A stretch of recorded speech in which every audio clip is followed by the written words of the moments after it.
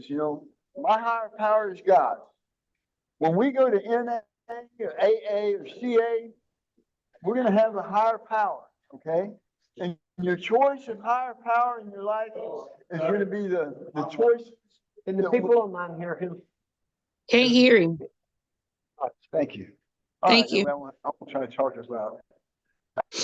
But the good news is I want to share with y'all what happened to me as a young man. My mother, I had a single mom. Let me back up a little bit. My name is Dwayne, and my recovery date now out of the penitentiary on my own is 10/17/21. Okay. And this is the first time I've ever had recovery more than 30 days. You know, when I was in the penitentiary, I get it, you know, a years at a time, depending on how long I was locked up. But getting out of here and working the steps, getting a sponsor, and coming to groups like this, I'm telling you, the blessings are incredible. I'm going to share this with you. My last name is Franks. My first name is Dwayne. My mother, and I'm going to be very quick about it, but my mother lost her dad when she was 8. She lost her mom when she was 9. Okay? And this is how she lost her mom. 6 months after her dad died, her mom got into an affair. She got pregnant by a man who was married and had 2 kids. And this man took her out to a barn in Temple, Texas, and did an abortion on her with a coat hanger, and she bled to death. So my mom was introduced to the life of a rough life when she was 8 years old. Okay? She lost her dad when she was 8. She lost her mom when she was 9. And then she was sent to an orphanage in Waco, Texas, the Methodist orphanage. And an aunt and uncle came and got her and her brother about 90 days after they'd been there. My mom lived in De Leon, Texas. When she graduated high school, her family put her in the University of North Texas in Denton. And that's when my mom really thought she was all that in a bag of chips. You know, when we accomplish high school and we go to college, you know, when I got my GED in the penitentiary, I thought I was all that. I didn't have no high school diploma. I didn't have anything that I earned. I had to go earn it in the penitentiary, or it was given to me by my family. Okay? I was a spoiled, rotten little jerk. Okay? Because my mother lived a life like that when she got married, and then when her husband was in the Vietnam War over in the Navy, my mom had an affair and got pregnant with me. But I was born under her husband's name. And my mom never told me what my real last name was, who my real dad was. My mom was a single mom my whole life. My mom was a very beautiful lady, so she had a new boyfriend at a very young age. And the reason why I'm sharing that is when I was 3 years old, my mother was in an affair with a man that was a beer drinker. And he loved Schlitz beer. Okay? He loved Schlitz beer, and I used to wonder about that can. Well, one day I picked up that can and took a drink out of it and spit it out. It tasted so bad. Well, he got on to me for spitting it out. And, you know, and so he made me take another drink of it. But boy, I'll never forget when I put that Schlitz beer down when I was like 3.5. You know, I don't know exactly what my exact age, but I was very young. I wouldn't pick up a can of Schlitz for nothing in the world because it tasted so bad. But here's the kicker. When I was 7 years old, my mother got into another affair with a man that drank whiskey on 2 ice cubes.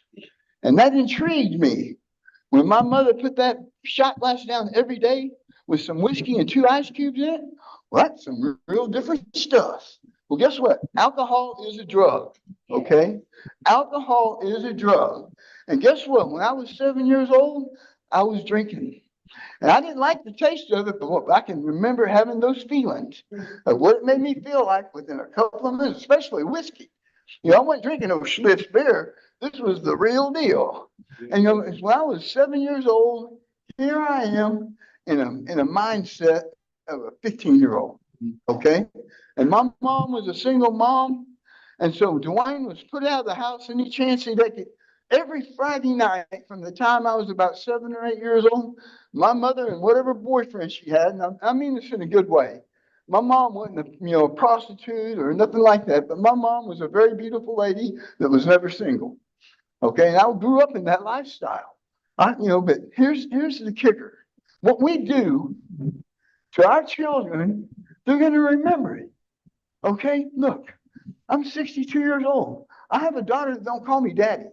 Okay, because I was incarcerated her whole life. Okay, I was incarcerated her whole life.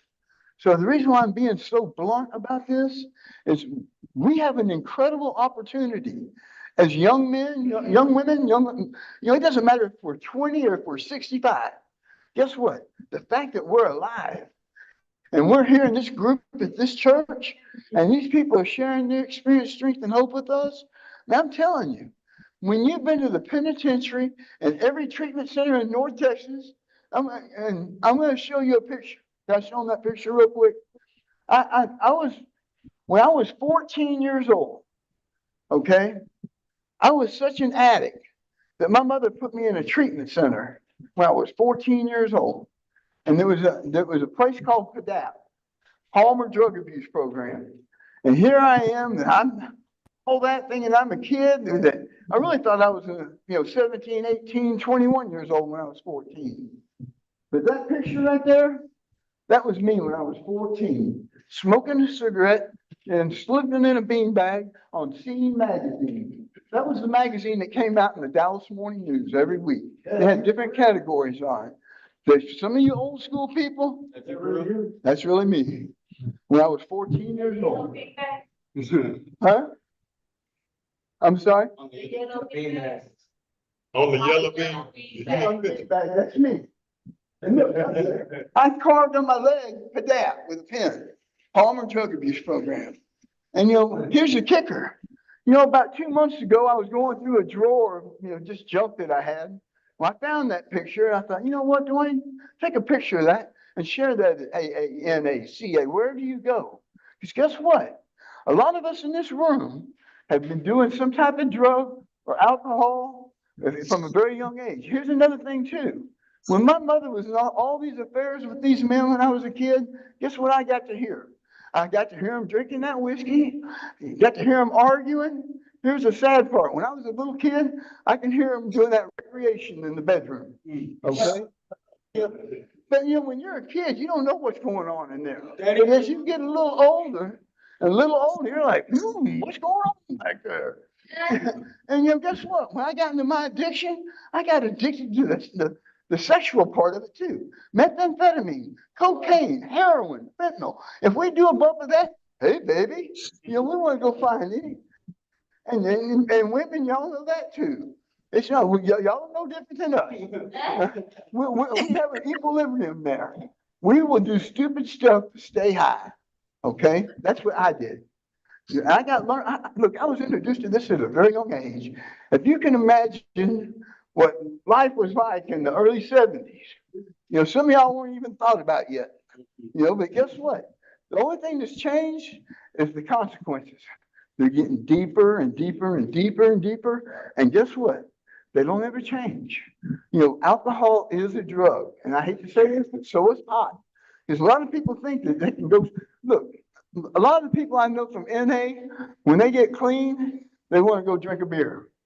And a lot of them alcoholics, when they get in sobriety, they want to go take a pill, smoke some weed. We think we can find an equilibrium to make us feel like we did younger or older or in between. But one thing I can honestly say to you, for the first time in my life, I get to look in the mirror and don't lie. Because guess what? Most of the addicts and alcoholics I know, we can go lie to everybody, but guess what? We lie to ourselves. When we lie to ourselves, we intrigue the world to not have any faith in us. And I want to share. I kind of got a little bit ahead of myself, but one thing I can say, I started drinking when I was 7. I started smoking cigarettes when I was 9, and when I was 11 years old, I started smoking marijuana. And back in the 70s, the two hot marijuanas were Acapulco Gold and Colombian Redbud. They didn't have none of this stuff coming from Colorado, Alaska, or China, whatever all that high horsepower weed is. Now, if you're driving down the road, somebody could be in 10 cars ahead of you smoking a joint and you're going to smell it. There's no question about that. It's more horsepower. It's stronger. And look, like I said, I got introduced to weed when I was 11. I started taking pills when I was 13. Started snorting cocaine when I was 15. Had a needle in my arm 2 weeks before I turned 18 years old. Okay. And back then, we were getting the real cocaine was coming from Cuba, from Florida, coming from Cuba. That it had a blue sparkle to it. If you got that cocaine that had the blue sparkle to it, you were getting the yabba dabba doo. And guess what? I would go commit many a felonies to make sure Yabba and Dabba was doing me every day. That's why I've been in the penitentiary. That's why I've been on parole since 1984. But today, one thing I can honestly say, when I speak to somebody, I can look you in the eye and I'm not going to lie. I tell you what, when you're on parole and probation, look, my parole officer called me yesterday. She says, Dwayne, you got a home visit on the 14th at 9 a.m. You gonna be there? I said, well, Miss Newbill, I've been there every month. You know I'm gonna be there. She said, well, I know, Frank, so I just got to make sure you're gonna be there. But boy, I tell you what, when you hang up that phone with your parole officer, and guess what? I had to go to probation this morning. And she says, well, Mr. Price, we need you to do a UA. I pulled the hair out of my head and I handed it to her. I said, here, test that. I'm telling you, the blessings you can receive by getting a sponsor, working the steps, and coming to this group are incredible. So let me back up and get in reverse again. All right. I told you I got started on my drugs at a very young age. Look, I had, with that piece of deal from PDAP, I had knowledge about the 12 steps at a very young age. Okay, but guess what? This is how we can read the Bible. We can read any book we want. But until we work the steps and get a sponsor, or go to your pastor, or go to the assistant pastor at your church and tell him the truth or her the truth, whoever, your mom, your dad, your aunt and uncle, man, when you can look somebody in the eye and not lie, I promise you the blessings are incredible. So I kind of got ahead of myself. I mean, I'm not the best. I haven't done this. This is not I haven't got to do this a bunch. But let me back. You're doing good. Well, one thing I can say, alcohol is what introduced me to everything else. But I'm going to share this with y'all. My birthday is September 7th. Okay. Here's another. This is backing up a little bit, but this is real important. You had to be 5 years old by September 1st of whatever year you were going to school. That was the rule. Whatever age you had to be to start that grade, you had to be that age before September 1st. Well, my birthday was September 7th, so I was a year behind. When everybody was starting kindergarten at 5, I had to start kindergarten at 6. And that went through my whole life. So I was a year older than most of the people in my group or in my school my whole life. And then that made me start hanging out. When I lived in an apartment complex on Spring Valley Road. I lived at Spring Valley and Coit the first 14 years of my life. I don't know if y'all have ever been over that area now, but that's not the general part of town. But back in the 70s, and I'm just being 100% honest, and I'm going to share this with you too, because this is real important. When I was living in some apartments off Spring Valley Road when I was 7 years old, we had an African-American family that lived in our apartment complex. And Glenn Bonner and John Bonner, the two boys, me and them, we hung out a lot, and our moms were real good moms. My mom watched after her kids, and she watched after me to make sure we weren't doing anything wrong. Well, guess what? This lady heard me use the Lord's name in vain riding around on my bicycle in the parking lot of that apartment complex, and that lady came and snatched me off that bicycle. She set me on that stairwell, and she gave me hell for about an hour. Scared the heck out of me so bad. Guess what Dwayne don't do no more? Use the Lord's name in vain. She scared me so bad that Dwayne, I don't care if an 18-wheeler comes. I'm not going to say that word, because guess what? There's no question. I've been an idiot my whole life, but the few things that I've been able to be on top of have blessed me to still be alive today. Because look, we're going to do things when we're young, and we're going to escalate. It was like, when I was a kid, I knew you had to put gasoline in that tank to start that engine. I learned that at a very young age. But boy, when I became an addict, I had to put gasoline in that tank to make it through the day. I thought every day I was going to do some. I started out on cocaine. And I don't know if a lot of y'all don't know about a drug called Prelude, okay? But the manufacturer of the drug Quaalude, they manufactured the drug called Prelude, BI-62. And I'm telling you, that drug right there would take you to another planet, and it addicted the females more than it did the men. But it was a pharmaceutical, it was kind of like having methamphetamine and cocaine mixed together. Had an incredible rush, and you were going to be up for days. But the addiction ratio on that stuff was so bad, the United States banned that manufacturer from sending it over here. Now, it was still around for about 5 or 10 years, and people were figuring out ways to get it over here, but it's not here now. I'm sure if you're a real guru, you could probably get some of it, but it's not, it's a drug that I'm so glad that God and the President of the United States got out of here. Because guess what? When you got addicted to Preludes or Quaaludes, heroin, cocaine, meth, back in the 80s, y'all couldn't even imagine. That meth that they got out there today is like having popcorn instead of chicken fried steak. Okay, the dope back in the 80s was so much stronger than what it is today. Okay, the dope that came over the border. Now, the pharmaceutical stuff that's out there today is kicking people's ass. Excuse my language. I'm going to be very blunt about what I say. But I'm going to tell you this. I got started on cocaine. And then I moved to methamphetamine in the 80s. And then I was doing both of those, cocaine and meth. And I'm telling you, that's why my arms look like a scrapyard. I've been to the penitentiary 4 times. I've been to state jail 3 times. I've been to Safe P 3 times, Centacor, Wilmer, Turtle Creek Manor, Centacor. I've been to every treatment center in North Texas. But guess what? I went in there and got my paper signed and showed it to my parole officer. Oh, you did real good. And guess what? We can get away with stuff for a while. But then when repetition strengthens and confirms, everything we do good and everything we do bad. And the reason why I say that, and I know I need to slow down. With bad, when I go to AA, I go to the Freedom Group of AA. I go to the Town East Group of NA. And I got to share this real quick. Help me out. Daydream. I'm sorry. But Saturday, I'm at the Town East Group, and guess what? I'm walking in, and guess who I run into? Daydream. And we see each other, and we're sitting there eating barbecue, and we have his birthday day. It's an anniversary of the Town East Group. But then Daydream's sponsor got up there, and boy, told on Daydream hard. But he told him all the good things, and then he got to go up there and speak. When I was I never knew, when his sponsor got up there and shared everything that he shared, and then Daydream got it, I was so proud that I knew him from this group right here. Because guess what? We met last October. There's a guy named Carl here, the singing guy. Have y'all heard Carl sing yet?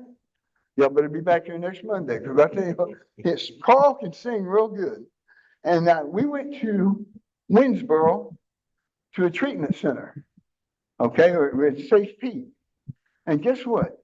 That was my first treatment center back in 2006. They sent me there. But to be able to walk in the front door of the penitentiary and turn around and walk out the front door, I've never been a visitor. Okay, I've had people come visit me in the penitentiary, but boy, getting off that bus like this and then being able to walk in there and walk out. But I ran into Carl and a couple other people from this program right here, Narcotics Anonymous H&I. And my testimony is this. If you're an alcoholic and AA is the group that you need to go to that group every day. Do that 99. If you're drug related and you have an issue with pharmaceutical, South Dallas. I went to South Dallas in my life. I was at Dixon and Samuel. You wouldn't believe all East Dallas.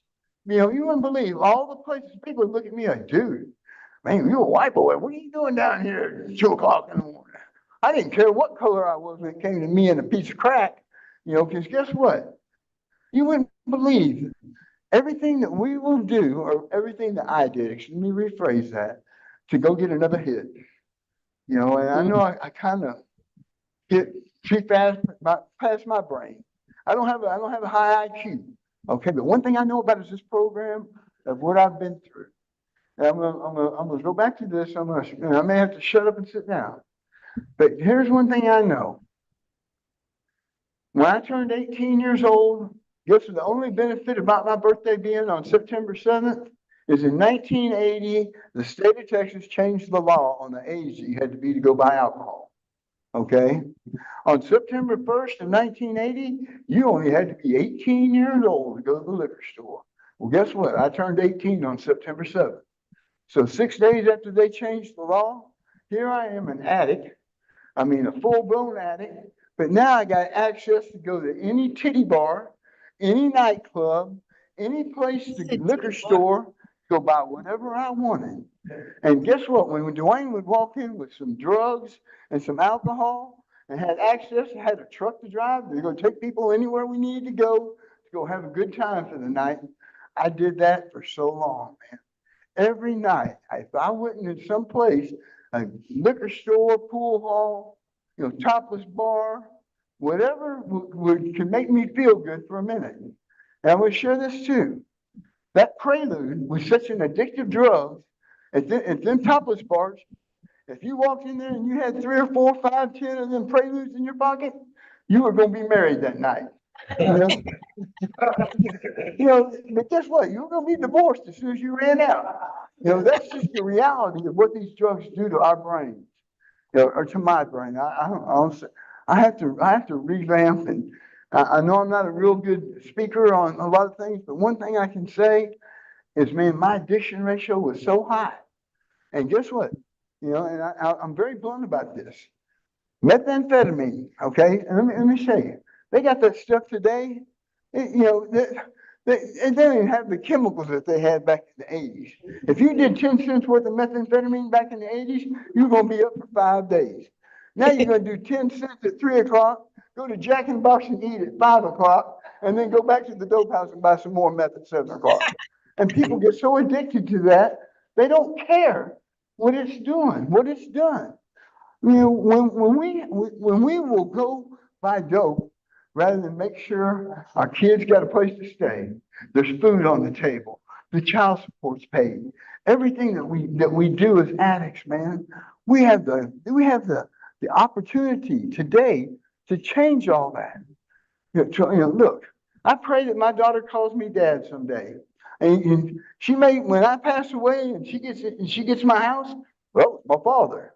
But that's the things that we go through. That's the things that we're going to experience when we stay in this drug addiction. I'm telling you, some of y'all are going to think that's the craziest son of a gun in the world. Some of y'all are going to say, you know what, he may know what he's talking about. You know, I'm not a counselor. I got a GED in the penitentiary. I got 26 hours of college in the penitentiary. Okay, you know, they didn't give me no degree. I didn't earn no free ride. I made parole by going to doing everything I could to make parole. And I know I need to slow down a little bit. I know I had a whole list of things on how I was going to do this, and now the list is going. So please forgive me. But one thing I guess I need to back up a little bit. I got to share this. My mother lied to me about what my last name was my whole life. Okay. And so I saw my mom. My mom got in a relationship with a guy when I was 7 years old, and he was a big wig at Texas Instruments. That's where my mother worked. So my mom had her a boyfriend that drove a brand new Cadillac every year. Okay. He made big money. But 2 years after my mom was in a relationship with this guy, guess what? She found out he was married and had 2 kids. Okay. And his wife was perfectly okay with him being in this relationship with my mom. And she had no problems with him living at our house, at our apartment complex on Spring Valley Road, as long as he paid the rent and all the bills at their house. And she wanted him to come see his 2 girls every other Saturday.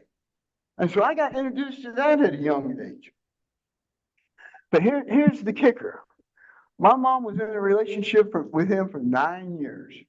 So Dwayne, that was where I saw all the categories of relationships, alcohol, single moms, kids with no dad, moms with no, kids with no matter what category it is. We know everybody in here has probably experienced some situation where we're choosing to do alcohol and drugs, even though we may be saying goodbye to our kids. And please don't hate me for this, but man, we have to do everything that we possibly can at age 10, 20, 50, 90, whatever. If we're still alive, we got to ask God to forgive us for all the sins that we did our whole life. That's the blessing about going back there and getting baptized. Taking a shower. Man, I remember when I was locked up, when I was an addict and they locked me up, first thing I wanted to do was, brush my teeth, take a shower, and put on some clean clothes. Guess what? We have that opportunity. Everyone here has that opportunity right here to change their life 100%, to be able to smile. When you can go to bed at night and say that prayer, and you wake up in that morning, thank you, God. Thank you, God, for me waking up. When I wake up at 6, my alarm goes off at 6 o'clock every morning. I thank God I lay in that bed and I have a time to talk to God. And then my addiction today, there's a drug called caffeine. Okay, I go fix me a pot of coffee every morning. And I'm addicted to that. There's no way I'm about to go to Caffeine Anonymous. I'm about to, because guess what? It's amazing, how you still got to have that little feeling. Caffeine is not something that's going to send you through the wall, but it's going to prevent you. I mean, it's going to wake you up, give you a little energy to get out of bed, go do some work. Because for years I was unemployed. Okay, my only employment was when I was in the penitentiary. I was in the host squad. Now I'll share this with you. In 1983, I got a possession of cocaine case. Okay, and they gave me 3 years probation. But guess what? I never reported the probation one time. Well, then in 1984, I got busted at a convenience store cashing a hot check with I got to share this with you too. I had a friend of mine from Lubbock, Texas. His family had kicked him and his wife out and bought him a little house. They were big money. He had a big money family, and they bought him a little house over here off Ferguson Road in Shiloh, over in the hood. Okay, and guess what? His driver's license he kept getting tickets, but his driver's license said Lubbock. Well, he came to me and says, "Oh, Dwayne, do you know where I can go get my license changed?" I said, "Yeah, there's a place down here off of Northwestern Ferndale that does driver's license." So we went down there, and this is back in the 80s. They had a camera, and they took your picture, changed the information. You got your driver's license that day. But guess what? They had that camera there with a box that had about 200 or 300 of them blank pieces of paper, the plastic that they took the picture with. Well, guess what my homeboy and his brother did that night? They went back up to Northwest Highway in Ferndale and put a trailer hitch on the door and took the door right off the hinges and stole that dang picture taker. So here we are.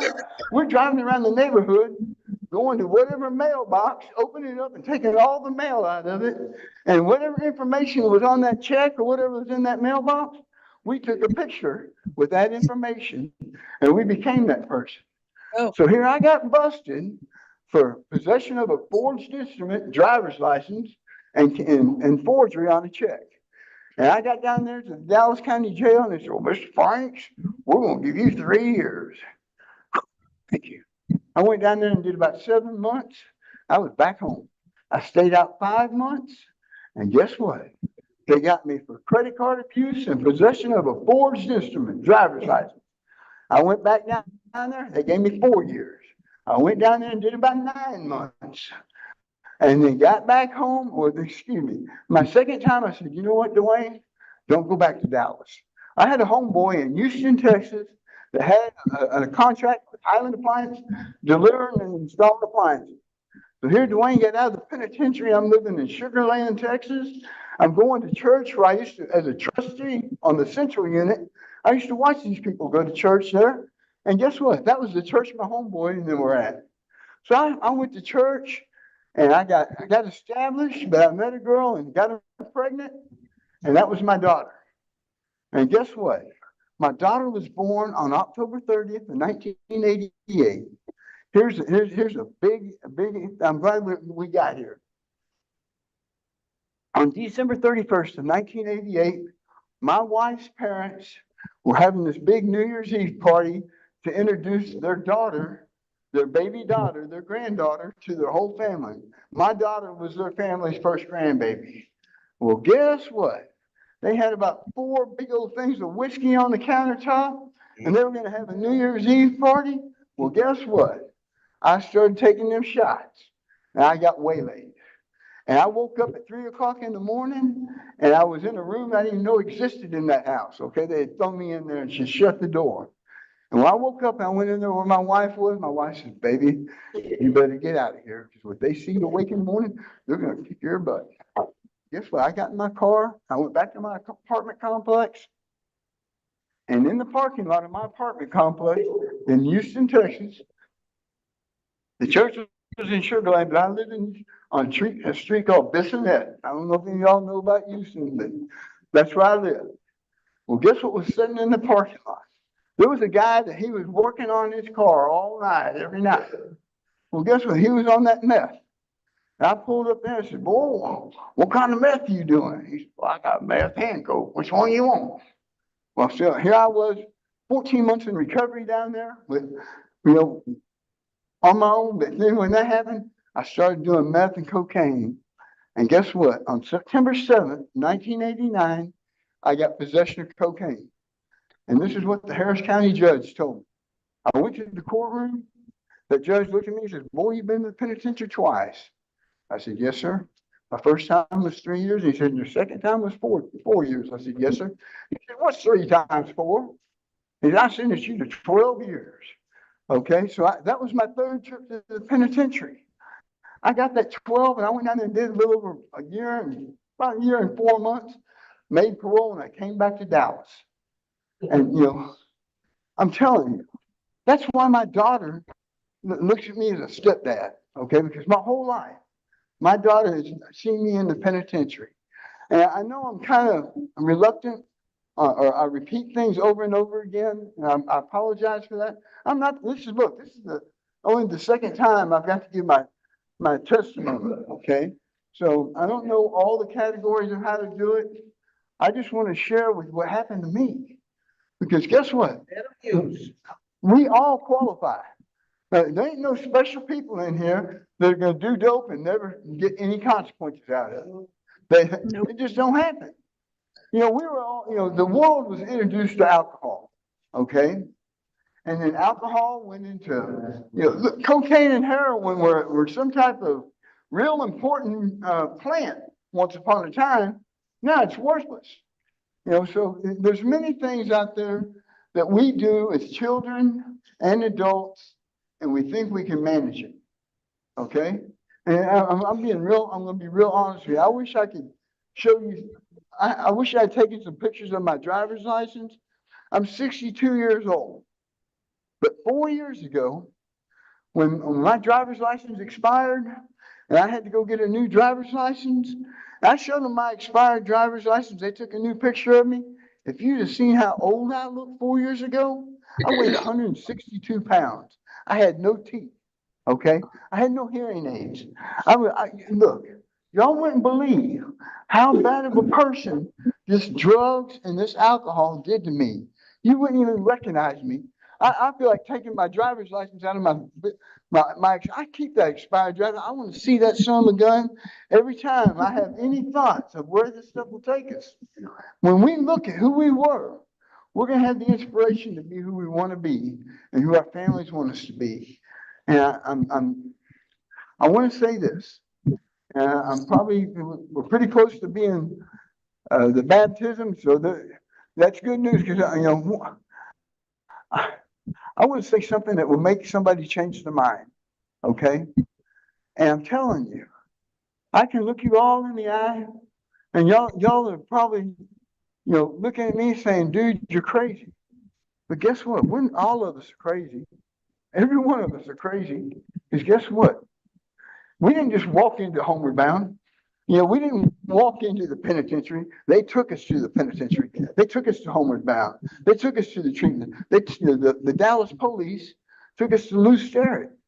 So whenever you can walk out of that, whatever, when you leave Homeward Bound and you get a sponsor and you work the steps, look, there's programs out there that's going to show you more homeboys and homegirls that you'll never forget. And there's no question, there's a lot of homeboys and homegirls right here every Monday night. You know, one thing I can honestly say, I'm going to share this. And I pray God forgives me, but I'm going to share this poem, but it's very blunt. And it's about cocaine, but I want you to recognize it with every drug out there. And it's got some small profanity about what I call cocaine. Nothing drastic, nothing wrong, but this is the reality. I wrote this in 1997 when I got 30 years for stealing 3 rolls of copper out of a plumbing truck in 1995. They had my 4th trip to the penitentiary. I got 30 years. I had a wife. She hung with me for 3 years. When I got that 2-year set off, I got served divorce papers. I've been married 3 times. I've never had a 1-year anniversary with any of my wives because I was incarcerated. But a counselor on the Astillion asked me to write this poem. It's pretty graphic, it's very blunt, but the end part of it is very good. All right, here we go. Please forgive me, but it's just let you know. This is a story about a bitch and a fool. The bitch was cocaine, and you're looking at the fool. So listen very closely to what this fool has to say, because this fool has been there, and for years I stayed. I've always been a junkie, lost in hell. I didn't care if I lived in the back seat of my car, under a bridge, or in the cheapest motel. I had no friends. I was alone, you see. I thought my only friend was that bitch cocaine who sat in the spoon that sat in front of me. Oh, she would wink at me and she told me she loved me every day, as long as I keep injecting that cocaine into my vein. But as I ran out of money, that bitch would be gone. She just left me in the pain of my life gone wrong. So I would get up and go out and hustle so I could scratch that itch. Yeah, I knew freedom's gonna be the price I'm gonna have to pay for loving this bitch. I started this poem in the Dallas County Jail one day, waiting on the Bluebird to come pick me up, take me away. My next stop was TDC. That's where that bitty cocaine and all them judges never had any problem sending me.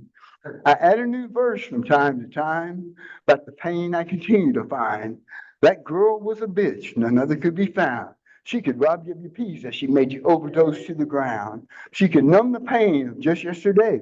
And that bitch always told me she loved me as long as she's in my vein. When that bitch told me she loved me, I said, oh, baby, I love you too. That bitch cocaine won another battle, and I was still the fool. Because she had me on the ground searching for another hit to help ease the pain of the junkie who refused to quit. But I know there'll come a day when I take that final hit, the hit that decides it all, the hit that doesn't quit.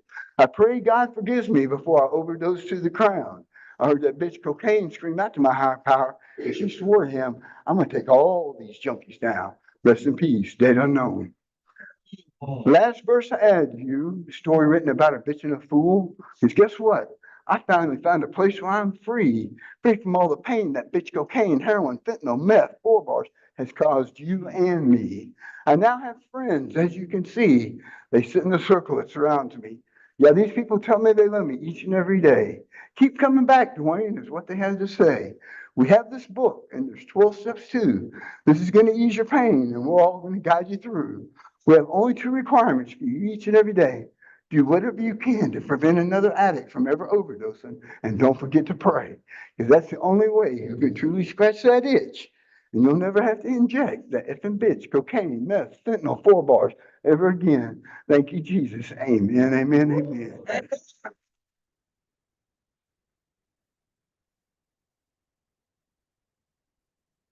When I was incarcerated, guess what? I would lay up in my bunk and cry like a baby because I was locked up for what? Credit card abuse, forgery. I stole 3 rolls of copper out of a plumbing truck and got 30 years. I lost my wife. My kid will never talk to me again. You know, look, I'm telling you, man, God, there's no question. God has blessed me. There's no question. Cause I would lay in my bunk and cry like a bitch ass little baby. Cause I was locked up for doing stupid stuff to feel good for a minute. And guess what? Yeah, we can all go out there and do us a bump, a thump, or whatever, and we're gonna feel good for 2 minutes. But guess what? We're gonna go through days of hell tomorrow. Okay? And the next day, and the next day. Because guess what? No matter how many times you go to AA, NA, you're never going to be cured from addiction. But you're going to have it in recovery. And you're going to be able to go share your experience, strength, and hope. Just like I said last Monday night, getting to hold this microphone in my hand and do that little speech I got to do for the last several months. I tell you what, it inspires me to do the right thing. And I pray that there's some inspiration that somebody hears tonight that they'll never forget. You know, because when I was in a penitentiary and they had these people, they said, we're going to have an AA group and down in the dorm, and in 3 hours, if you'll sign the sheet, you can get out of your dorm and go to AA. Boom, I'd run sign my name to get out of the dorm. And then I would go down there and I think, dang, that dude don't know what he's talking about. That never happened to me like that. But then I found out one day a guy drove 110 miles to spend 1 hour with some inmates. Okay? 1 hour with some inmates. And guess what? I may not like what he had to say, but I remember a few things he said, and we'll never forget those. So anything that you heard tonight that will share in your life and inspire you to go to the next program, the next group, to church. I'm telling you, I've been a member of St. Philip's United Methodist Church for 2.5 years now. I've been to church more times in the last 2 years than I have my whole life. Look, I'll share this. I'm going to shut up too.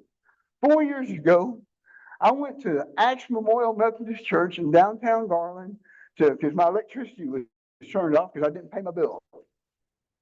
I went down to that church and said, will y'all pay my electric bill? And he says, well, what's your address? 1813 Pilot Way, Garland, 75040. Well, sir, we only do the 043 zip code.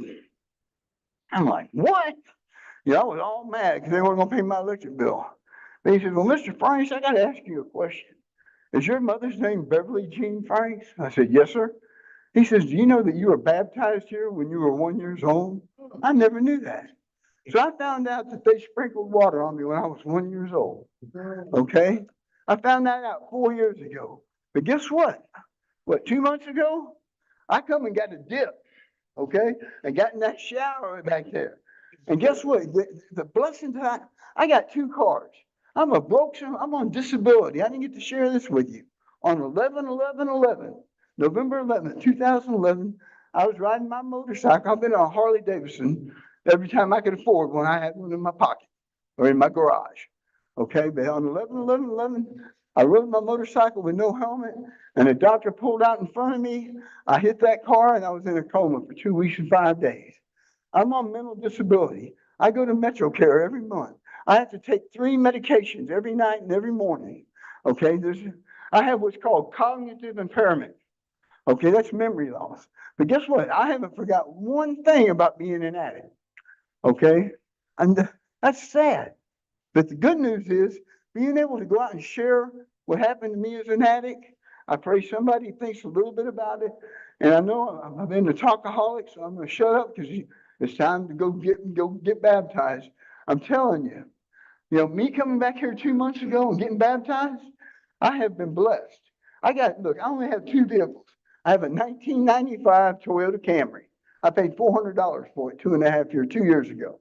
I have a 1998 Ford Ranger. And one of my phone boys from the Freedom Group gave me that truck for $2,500 on a payment plan. Because I'm on a very limited income. I don't have no big money. I didn't win the lottery. The good news is going to group, going to church. I promise you the blessings are there for you every day. Thanks for letting me share.